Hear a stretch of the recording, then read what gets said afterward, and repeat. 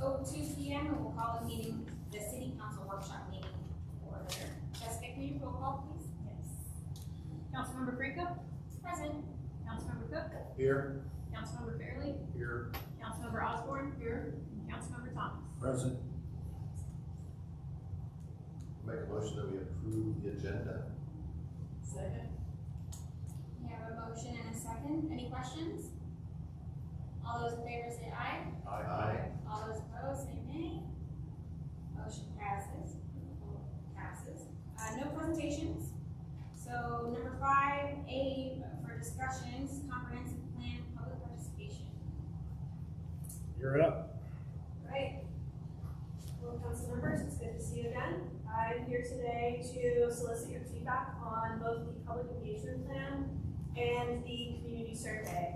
I realize that some of these materials were given to you a little bit late in the last week.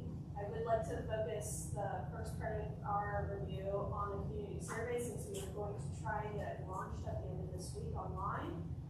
That way it'll be included in the newsletter. We can notify people at Algona Days next month.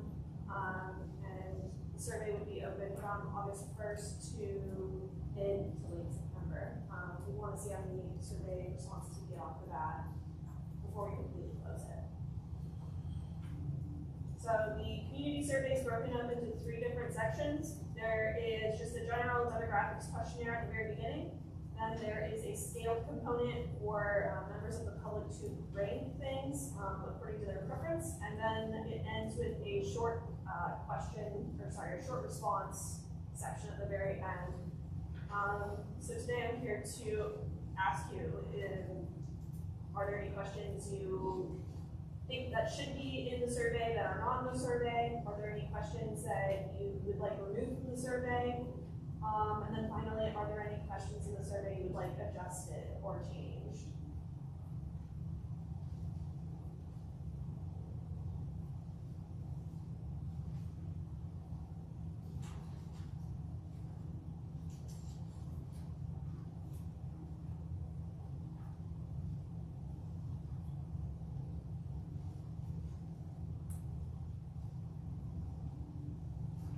So what page?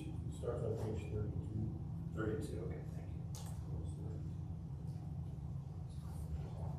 On page 33, the strongly agree opinions, just a checkbox. Yeah, it'll show up in the survey as like bubbles, so people can pick one out of the ranked options. So there'll be 5 choices for them to pick from. Everyone can pick all strongly agree or all strongly disagree. It's meant to give a sense of where people's values and priorities are.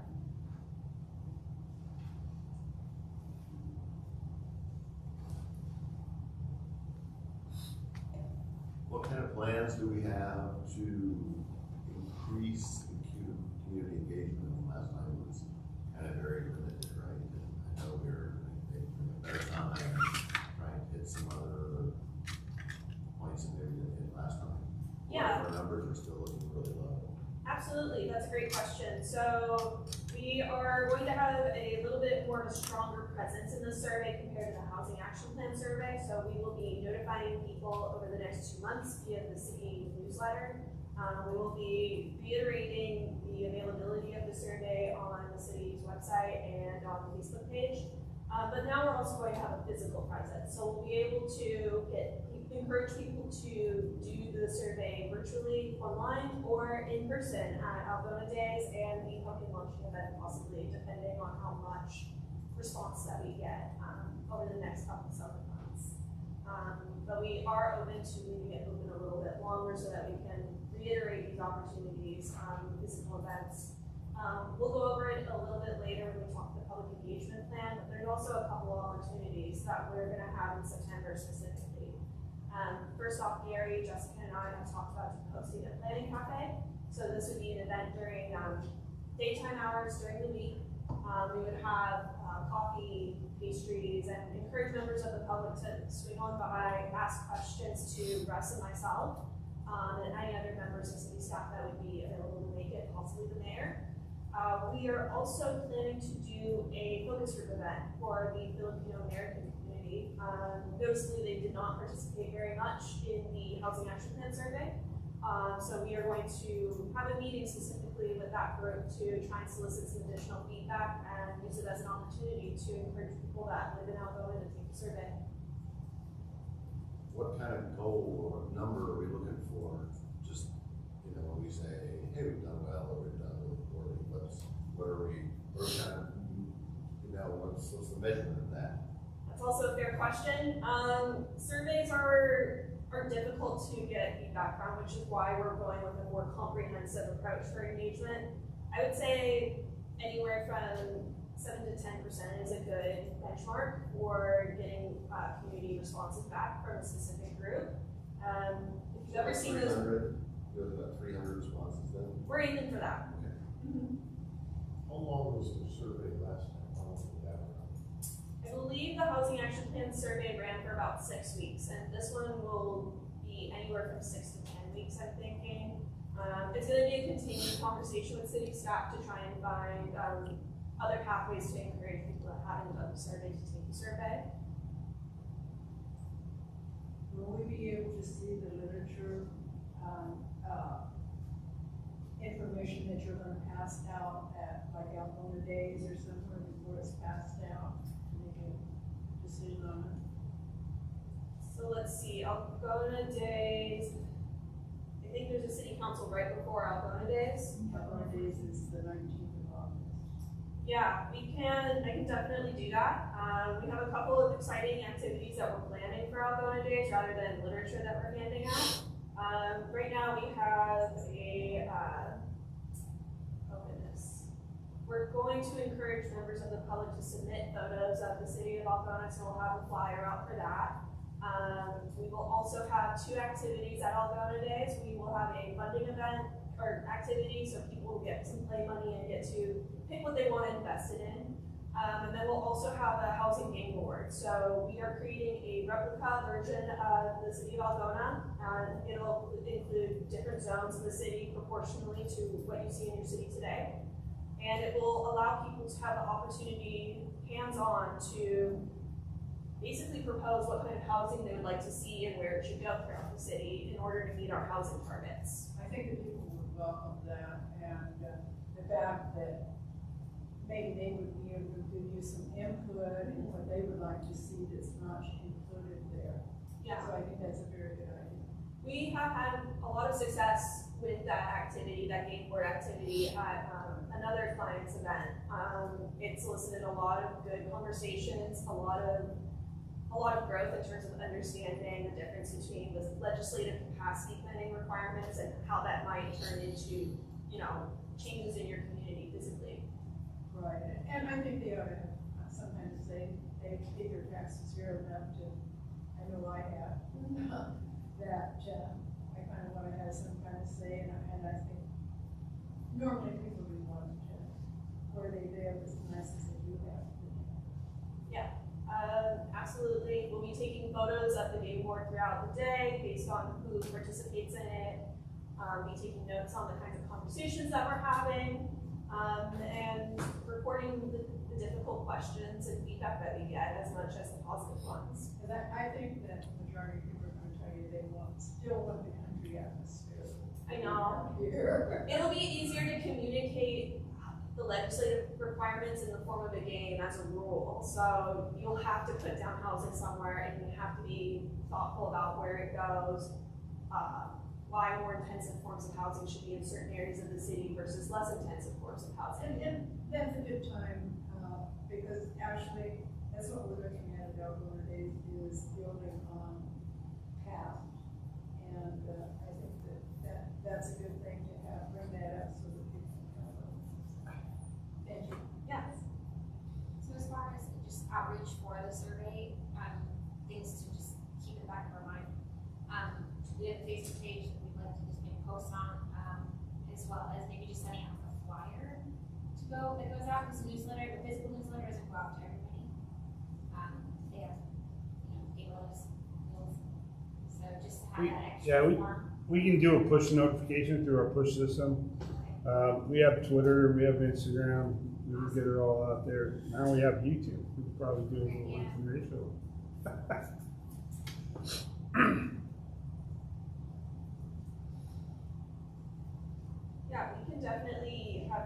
flyers and physical forms of the survey available both at City Hall and other events. And then I'll need to coordinate with the city about the possibility of a physical flyer that would be separately mailed. I'm not sure.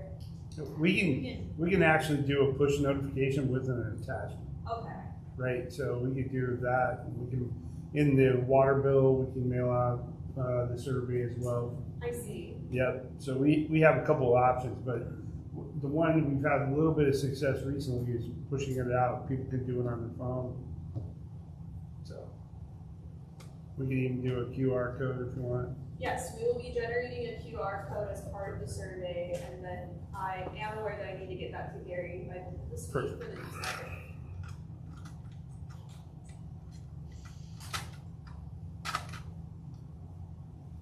Any thoughts on the community survey? Any questions you think should be added, didn't like?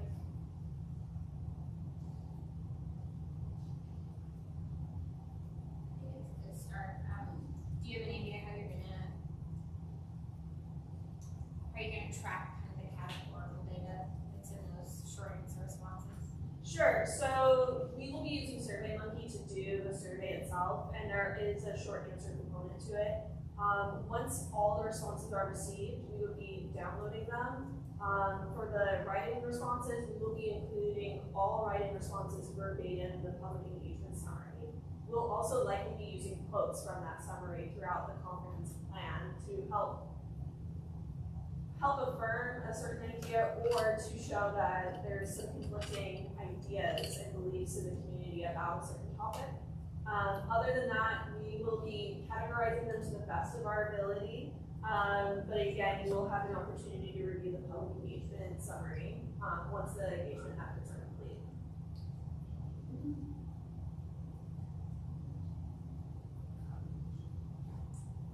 Any questions on just the public engagement plan, generally speaking? I know you had less time to review this. I'm happy to come back at the next city council and revisit this with you if you would like some additional time to look over this.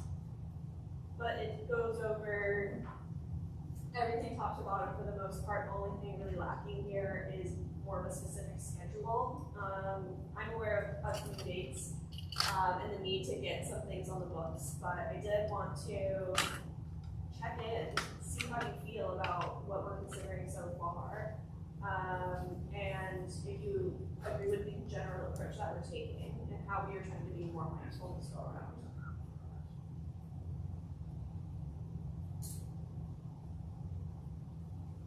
I think the questions in general are, pretty wide variety, and, I think it covers a lot of different aspects. I read them and I haven't come up with any additional questions, because anything I think of, we read 3 pages back, or, it seems to be covered one way or another, so. But that was just the first read.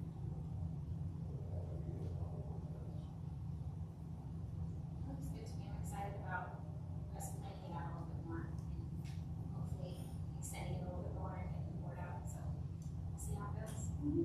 Now we can go on.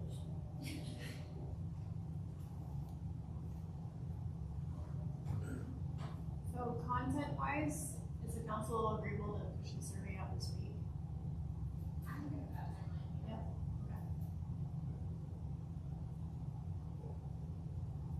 Excellent, I'll get the team on it, we'll get the QR code generated, and it'll officially open up on the 1st. Awesome, well, if there's no further comments, questions, I will let Jessica let you come back to discuss the public participation plan specifically at the next meeting. However, I am planning to be here at the next meeting regardless. If we do have questions in the meantime, we just get to Jessica so she can relay those to you. Yes, absolutely, happy to answer any questions between now and then if you have an opportunity to read through this. Thank you. Moving on to discussion item 5B, potential property acquisition. Okay, so this is gonna, you guys should have 3 documents in your packet. Did you get some, did everybody get these? Yes. Okay, all right. So today,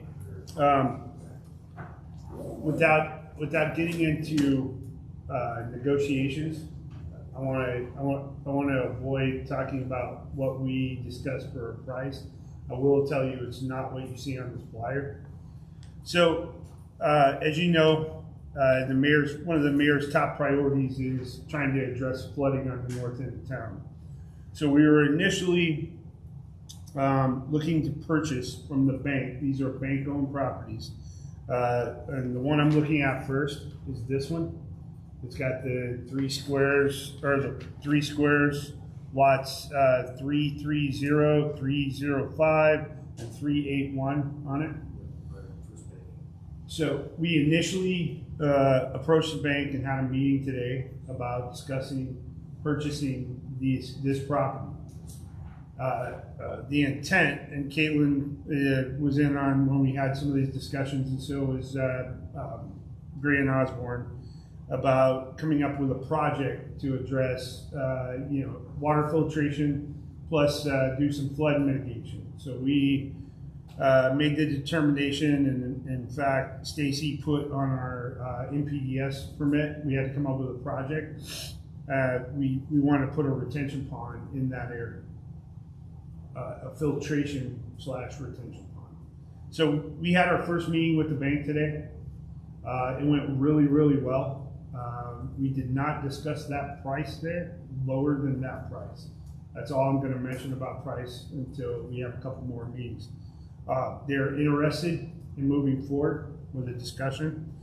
As we went through the discussion, the next flyer I got ends in 01. The lot parcels are 155 and 080, the lots across the street. They want to throw those in for one price, below the asking price of the original. So we're going to get, instead of getting about 1.5 acres of buildable property and a retention pond / filtration pond, we're going to get 8.5 acres with about 3.5 acres of buildable property for one price. So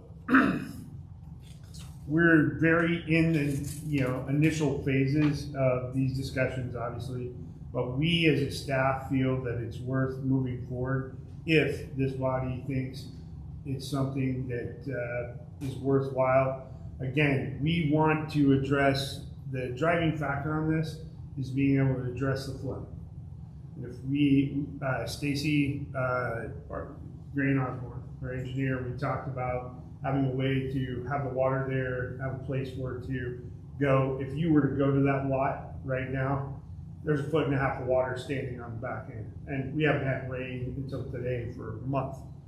So, I mean, the water's already pooling there. If we were to put some improvements, and then the front part of that, we could turn it into parking, and have an open space that also helps with flood mitigation.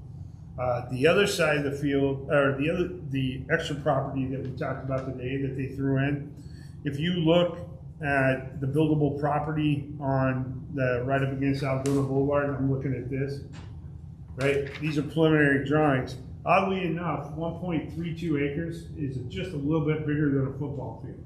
So we could put a sports field there. What we also talked about, and again, this is ideas that we had after our meeting today. These are not set in stone, we work for you, but I wanted to be transparent and do a presentation and get your feedback before we invest any more staff and attorney time. Well, we talked about putting a walking trail along the perimeter of this wetland, so and kind of does a loop back to that open field that we can actually either turn into a sports field, dog walking park, or just a flat open space. And then again, on the other side of Algona Boulevard, we put a lighted crosswalk, obviously. To come across, we could build parking on that front part of the other lots that we originally wanted to buy. And then we'd have a lighted crosswalk across Algona Boulevard. And so, we'd have some traffic mitigation there.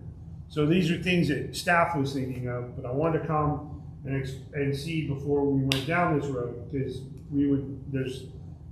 we actually have the money in stormwater capital to purchase this property right now in the budget.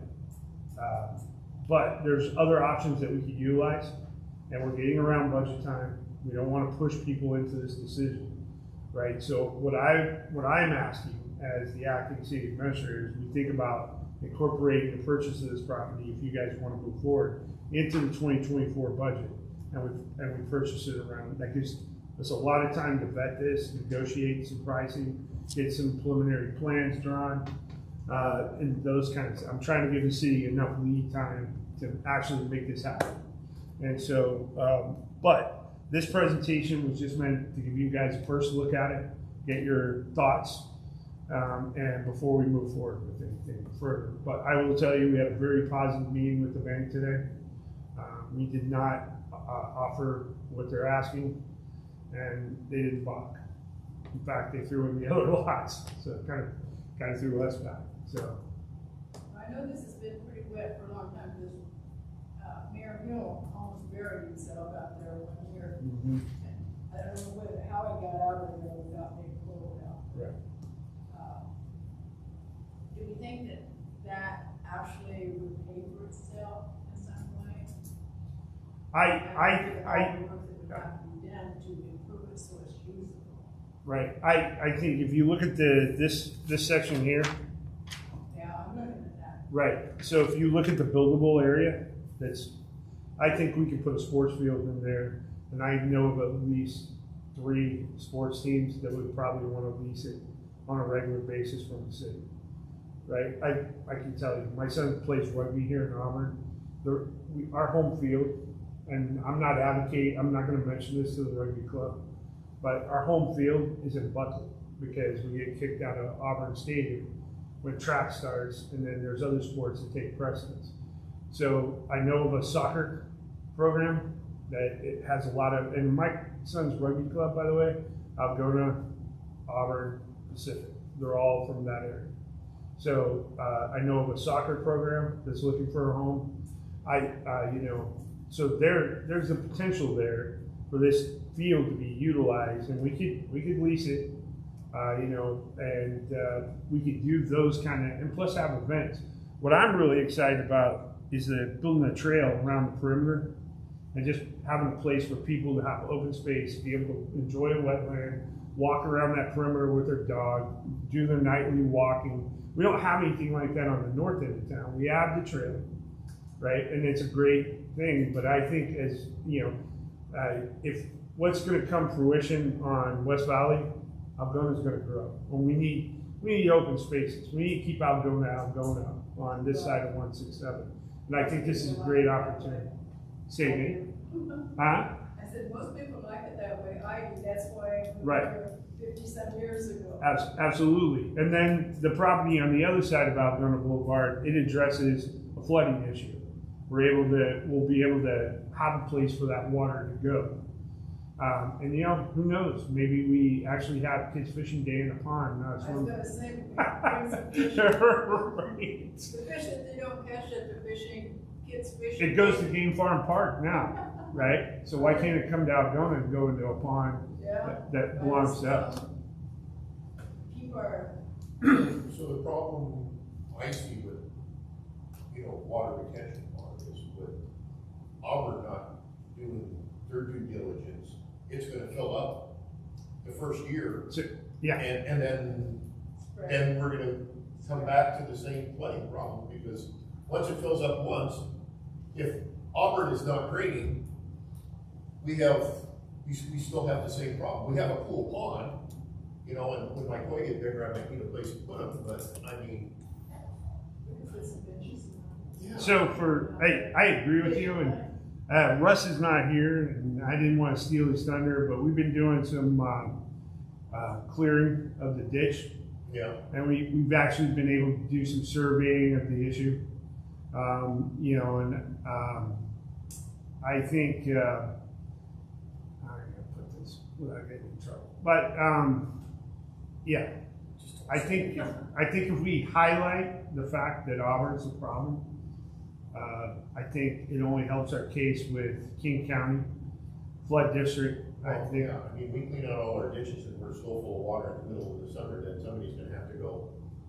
Oh, Correct. right. What's the Correct. problem? And what a retention pond, and I will tell you, doing some advocacy on this in the last 2 weeks, and I'm gonna use my term, because I'm a plain spoken person, but a retention pond will show Algona has skin in the game and needs further mitigation at the county and state level.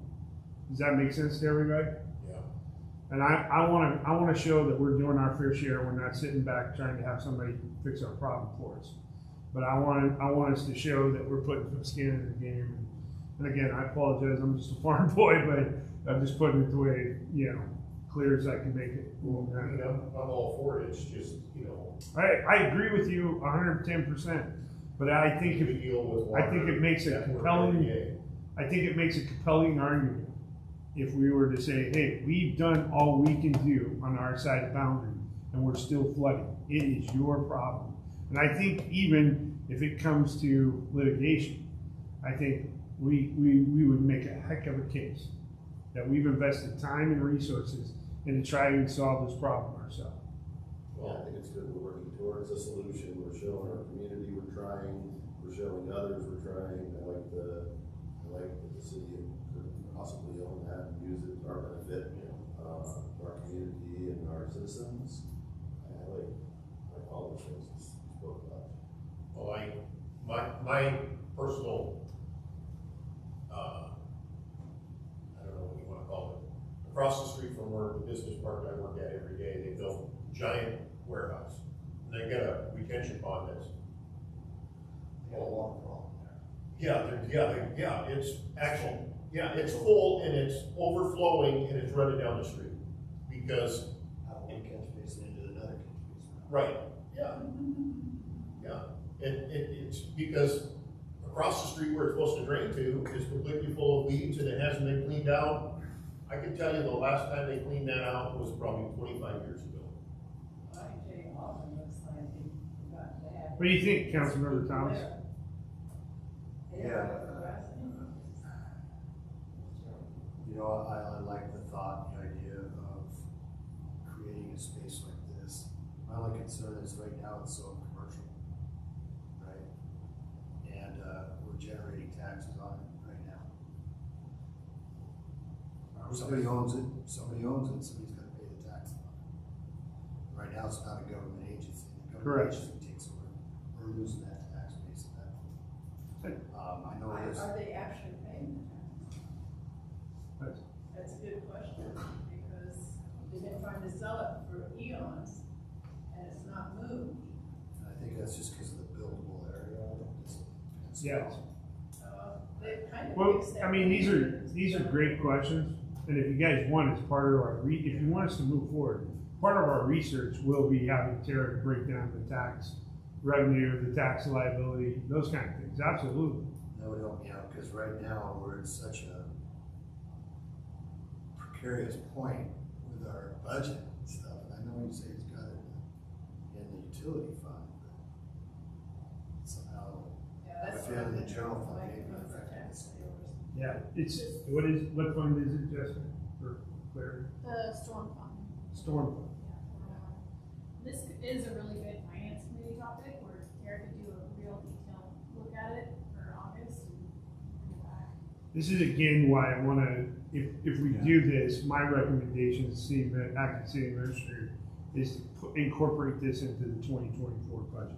Not move now, but incorporate it. Let's and just work. gather some information. Right, exactly. And that's what I'd be looking at is it a wash in the end? Is it gonna take more than the city can afford at this time? Right. No, these are all great questions, but I just want to let you know that because to be clear, our initial discussion was just about the stuff on the west side of, and they decided to throw it all in together. So, we were more concerned with. It's a lot of land for free. Another question I have is what grant opportunities, those uses that you described might afford us? Right, and so you're talking about open spaces, you're talking about flood district money, you're talking about, just like we got for the other one, capital budget money from the state, and we got notified today that we are in the Jessica's gonna attend the meeting, but FEMA flood control money, mitigation money as well. We got an application process that we gotta go through. So just off the top of my head, that's 4 pools of money if we own that property. Yeah, that would be really good to know. Right. We don't wanna wait too late though, when somebody. Now, else is- I think incorporating this into 2024, and I was transparent with the bank today, that would be my recommendation to you, is that we incorporate this into the 2024 budget, and that gives us time to vet this through. I don't wanna rush into it. Does that make sense? So is that the council's wish, or do you want me to explore other options or let it go? I think we need a little more information on this, But preliminary, I can still keep doing some discussion with the bank, and meanwhile, we'll start vetting it out. Is that what I'm hearing? Yeah, Yes. I really wanna hear that, the vetting part. Yeah, absolutely. No, I'm with you. And if you have questions about it, please email Jessica. We'll make sure it gets to the appropriate. So I did have Tara start her stuff already anticipated. So today, she started that for us today. And so look for this to come up with a finance committee. That'll be the 16th of August. So, All right, moving on to discussion, item 5C, junior council. Jessica, are there any updates on this for us? I haven't made any changes to it since, what was that, May, we looked at it last. I know there was some feedback the council had on, the guidelines on it. Has Gary talked to possibly the school to see if the school would be something that would be useful to us? We did miss, since school's out now, we did miss the opportunity to talk to them. I know, talking with the mayor, he had a couple kids that were interested. Gary talked to a couple kids that were interested, so. They probably would, you'd probably be using these junior high students though, right? Yes, we're full of the, I haven't seen any breakdown on it. Go from 6 to 12, right? 6 to 12. so junior high, That's 50 high school. so 12 to 17 year olds. I didn't know if any information had been given from the school or not, what they thought. No, nothing yet. Sometimes they have different ideas. Yes. I don't know why. Yeah, and I know they work with the city of Auburn, they have a junior council as well. So I took a lot of these from the. I'm assuming 5th through 12th grade would include some of the students that are down here at the school. Because that's, 6 to 12. that goes at To 5. 6 to Just through fifth grade. I would think they should include some of that. Something we try and do. Just a question. I'll talk to Gary. I'm sorry that I was unable to attend the last meeting due to the fact that I just got out of the hospital. I spent several days in there and Sorry to hear that. Not fun. I was very sick. I was at the Covington Hospital.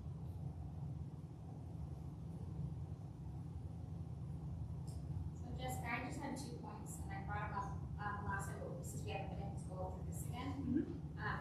The 2-year term, and then running from September to August. Are my only concerns if we're gonna do, some of the high school kids might be okay with it, but middle school kids, actually high school kids, if they get a summer job or something like that, so my thought would be more like 1-year terms, like more like the school council, if they're in school, it'd still be a 1-year term, something similar to that. And then going through the school year with volunteer opportunities in the summer, or maybe like some type of summer camp. My fear is requiring that commitment through the summer would deter students or parents from letting their students do it.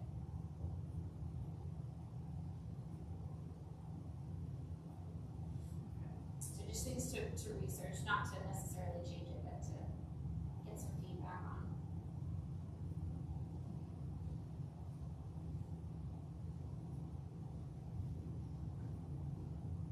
Trying to remember if we put a requirement for how many meetings they had to attend.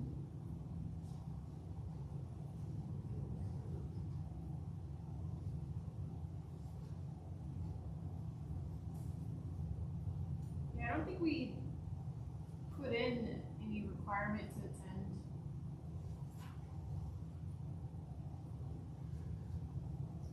For summer or just Through the whole term. Would that be something we wanna consider, is keep it through the summer, but then, cause I know with council, if, we don't have anything to talk about during the summer, we try to keep it light, we'll just cancel a meeting. Maybe we can just, maybe you're switching it to like a monthly meeting or Yeah. monthly events. Hey, as a council, we're gonna volunteer, we're gonna go out to Olympia, or we're gonna, stuff like that, having those opportunities. that's a good idea. So, since they're out of school then. Cause I do wanna keep it available to have them at Algona Day. Yeah, exactly. There, so. So, yeah, let them volunteer and speak to other students. So keep it to monthly during the summer months. And I would still have maybe some form of requirement for attendance during the school year. Yeah. Because if it's just a, hey, you show up when you wanna show up, then it's not showing that commitment or that, the whole lesson that we're trying to teach them through council. So.